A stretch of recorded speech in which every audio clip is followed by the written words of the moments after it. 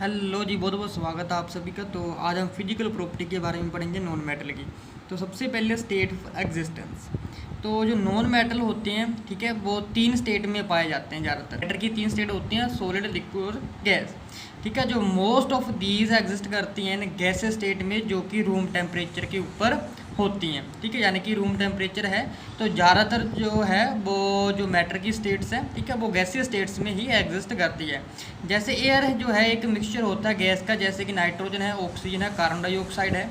इसी तरीके से फ्लोरीन है, बेटा क्लोरीन है और नोबल गैसेज हैं। ठीक है, हीलियम, नियोन है, आर्गन है, क्रिप्टोन है, एक्सनोन है। ये सारे के सारे जो है हमारे पास गैसेज हैं और ऑल आर नॉन मेटल्स। ठीक है, उसके बाद सेकंड है हार्डनेस। तो जो नॉन मेटल्स होते हैं, only the solids are expected to be hard. Non metal में से जो सॉलिड होते हैं सिर्फ वही जो है हमारे पास हार्ड सब्सटेंसेस हैं और बाकी सारे के सारे जो है वो हार्ड नहीं है। बेटा अगर हम एग्जांपल देखें तो जैसे कि सल्फर है, फॉस्फोरस है, बेटा ग्रेफाइट है, यानी कि ये एलोट्रोफॉर्म है बेटा कार्बन की। ये सारे के सारे काफ़ी ज़्यादा सॉफ्ट हैं, है तो मेटल बट लेकिन ये क्या है, सॉफ्ट है। ठीक है, तो ईजिली कट विद नाइफ। तो हाँ, जो डायमंड है वो भी एक बेटा एलोट्रोप है कार्बन का, बट लेकिन ये हार्ड है। तो अगर लस्टर की बात करें तो बेटा जो नॉन मेटल होते हैं, जो नॉन लस्टर्स होते हैं, इनमें कोई भी चमक नहीं होती, because of they do not have loosely attract electron, क्योंकि ये लूजली अट्रैक्ट नहीं होते हैं electron. And responsible for the lustre, जो कि लस्टर्स के लिए रिस्पॉन्सिबल होते हैं, जैसे कि डायमंड है, आयोडीन है, ग्रेफाइट है, ये लस्टर्स हैं हमारे। ठीक है जी। उसके बाद मल्टिंग और बॉइलिंग पॉइंट। तो एज़ कम्पेयर टू मेटल, जो नॉन मेटल्स होते हैं इनका जो मल्टिंग और बॉइलिंग पॉइंट होता है वो काफ़ी ज़्यादा कम होता है।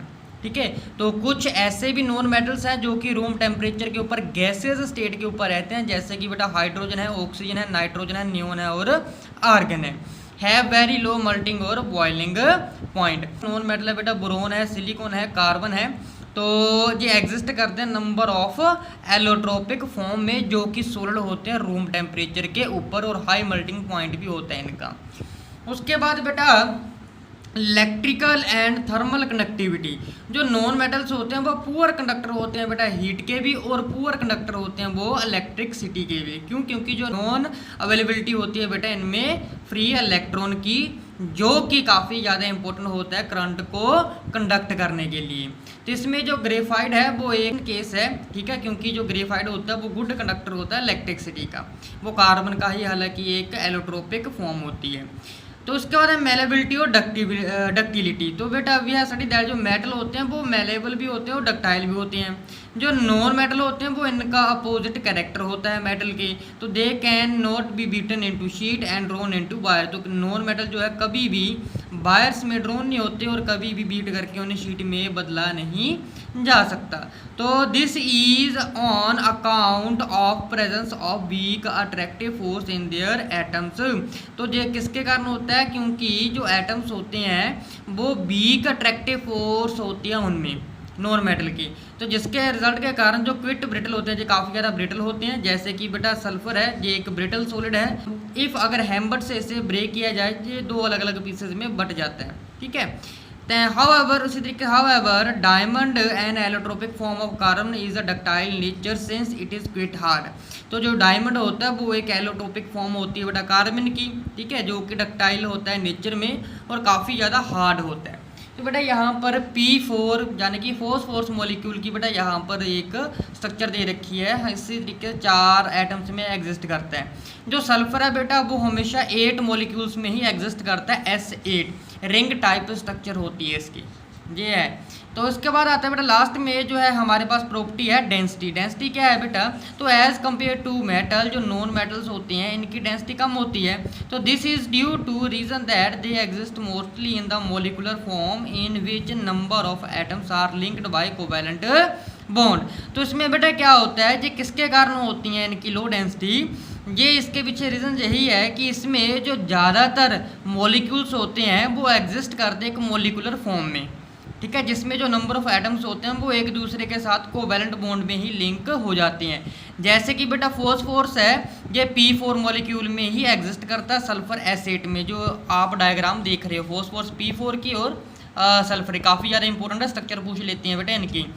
तो due to bigger molecular size these are not closely packed in space and have low densities. तो इनका जो साइज़ है काफ़ी ज़्यादा है, क्या होता है बेटा, बड़ा होता है, ठीक है। तो इसीलिए ये क्लोजली पैक नहीं होते स्पेस में और काफ़ी कम डेंसिटी होती है।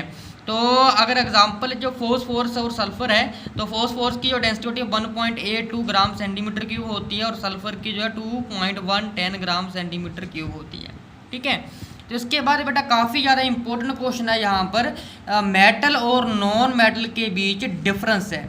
तो बेटा ये काफ़ी ज़्यादा इंपॉर्टेंट क्वेश्चन है, जो फिजिकल प्रॉपर्टी के रिगार्डिंग डिफ्रेंशिएट करना है मेटल और नॉन मेटल के बीच। तो फिजिकल प्रॉपर्टी सबसे पहले बेटा स्टेट ऑफ एग्जिस्टेंस है। तो मेटल जो होते हैं सॉलिड होते हैं एक रूम टेम्परेचर में, बट लेकिन जो मरकरी है वो है तो मेटल, बट लेकिन जो लिक्विड होता है रूम टेम्परेचर के ऊपर। और मेटल्स जो होते हैं बेटा लस्टर यानी कि शाइनिंग होती हैं जी हमेशा। नॉन मेटल की अगर बात करें तो ये नॉर्मली नॉन लस्टर होते हैं, बाकी जो क्रिस्टल को छोड़कर आयोडीन की, ठीक है, वो लस्टर होता है। तो नॉन मेटल्स होते हैं वो ऑल 3 स्टेट में एग्जिस्ट करते हैं, चाहे वो गैस हो सॉलिड हो, ठीक है। उसके बाद नेक्स्ट जो है कंडक्टिविटी।